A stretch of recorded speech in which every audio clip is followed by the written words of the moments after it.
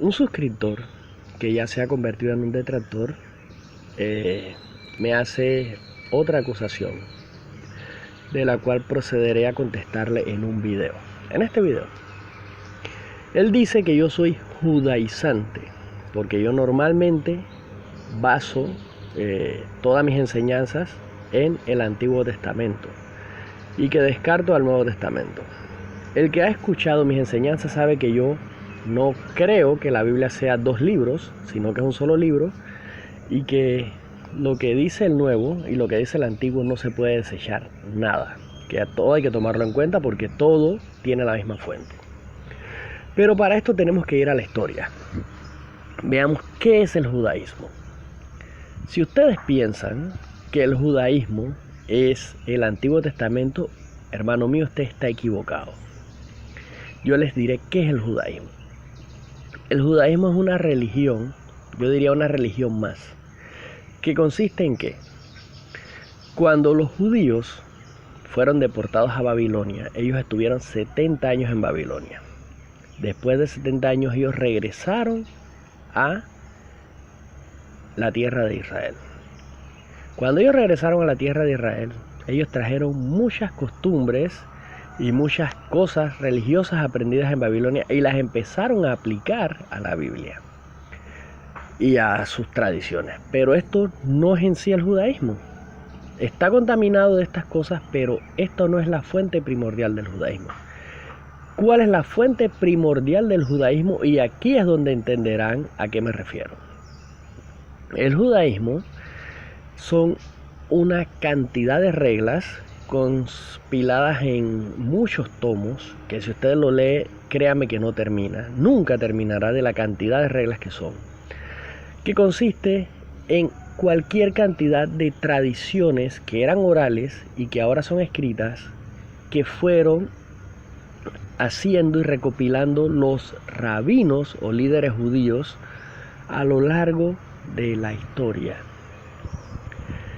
Inclusive la Biblia nos muestra muchas ocasiones o muchos eventos en los que el Mesías estaba combatiendo las leyes judías o mandamientos de los rabinos. Estos mandamientos de los rabinos, mejor conocidos como Takanot, llegó el momento en el que suplantaron a las creencias bíblicas. De hecho, los judíos practican más hoy los Takanot que la misma Biblia. Es difícil ver a un judío practicando algo que sea la Biblia. Ellos normalmente practican los Takanot. ¿En qué consisten los Takanot? Cuando Esdras, Nehemías y Zorobabel regresaron de Babilonia, ellos empezaron a hacer algunas leyes para beneficio del pueblo.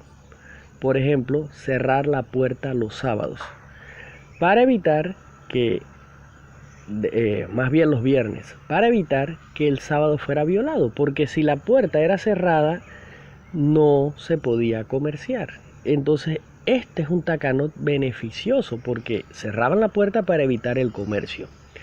Y así se fueron inventando algunos takanot que eran de carácter obligatorio, pero no con el fin de convertirlos en duras cargas o ataduras, como llamaba el Mesías a los takanot, sino con el fin de beneficiar al pueblo.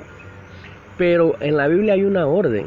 Usted no puede hacer estas cosas. Usted tiene que confiar en la palabra de Dios y evitar agregar algo a la Biblia. Esa es una orden. Pero en este caso, lo de cerrar la puerta era algo bueno.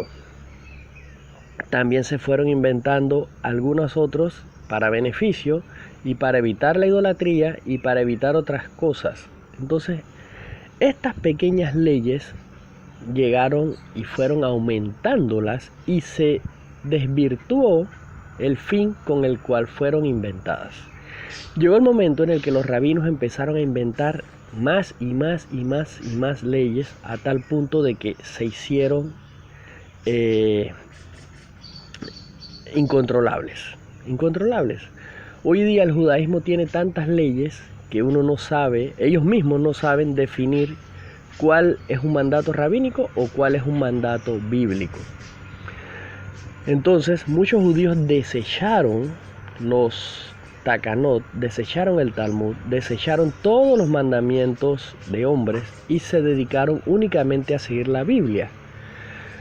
Algunos dicen que los esenios eran de este grupo, pero lo que sí tenemos claro es que hasta el día de hoy subsiste un grupo de judíos llamados los caraítas, que ellos simplemente practican la Biblia. Por ejemplo, les pondré un ejemplo de un Takanot. La Biblia dice que hacerse la circuncisión es simplemente cortarse el prepucio del pene. Esa es la circuncisión bíblica. Sin embargo, los judíos al día de hoy tienen cualquier cantidad de ritos que rodean a la circuncisión. Pero todos estos ritos no están en la Biblia, son mandamientos de hombres, son tradiciones. Ahora que les he explicado en qué consiste el judaísmo, vayamos a la Biblia, en qué consiste la Biblia. Y como les puse el ejemplo de los Takanots, ahora les pondré un ejemplo de el Mesías contendiendo en contra de un Takanot. Por ejemplo, el Mesías quería curar a un hombre en Shabbat, en sábado, y él llegó y dijo: ponte de pie, y le curó el brazo, porque es bueno hacer lo bueno en el día sábado. Por ejemplo, Dios guarda el sábado porque Él no puede romper su ley, Él tiene que cuidar su ley, Pero entonces hay un versículo que nos dice que Dios trabaja hasta el día de hoy. Ahora les hago una pregunta. Si en Shabbat Dios dejara de soplar el viento, ¿qué pasaría con nosotros? Moriríamos. Si dejaran de correr las aguas, moriríamos. Y si muchas cosas dejaran de ocurrir, la humanidad moriría. Entonces, claro que ocurren cosas en sábado, pero eso no significa que se esté violando el sábado. Eso significa que hay cosas que se pueden hacer en sábado, porque son de urgencia. Si usted ve una persona que está muriendo o que está enferma y usted procede a curarlo, usted no está violando el sábado. Usted está ayudando a una persona que tiene problemas. Y así muchas cosas más que usted puede hacer sin violar el sábado. Es un ejemplo. Entonces, ¿qué es judaísmo versus Biblia? Judaísmo es practicar una serie de costumbres y tradiciones que habían inventado los judíos y que las aplicaban como si fueran mandamientos bíblicos. Esas eran las pesadas cargas que ataban los fariseos sobre los conversos o los prosélitos. ¿Y qué es practicar Biblia? Simplemente practicar lo que está escrito. ¿Qué sí está mal? Decir que practicar lo que está escrito en la Biblia está mal, o es pecado, o es delito, o está extemporáneo. Eso sí está mal, porque estás aboliendo la palabra de Dios. Entonces, cuando tienes claro qué es judaísmo y qué es Biblia, cuáles son sus diferencias, por qué se inventó el judaísmo, por qué el judaísmo llegó a tener tanto poder dentro del pueblo judío, qué es el pueblo judío, cuántas tribus componen el pueblo judío, que es compuesto por la tribu de Judá y de Benjamín y algunos miembros dispersos de otras tribus. Pero el resto de las tribus están dispersas entre las naciones. Eso también debería saberlo. Y muchas otras cosas que debería saber un cristiano. Otra reflexión importante que podríamos agregar al tema es que si usted quiere cumplir la Biblia y está cumpliendo la Biblia, Dios no le puede recriminar a usted por cumplir su palabra. Imagine que su padre le dio una orden y usted la cumple y después su padre se enoja con usted porque usted cumplió una orden que él le dio.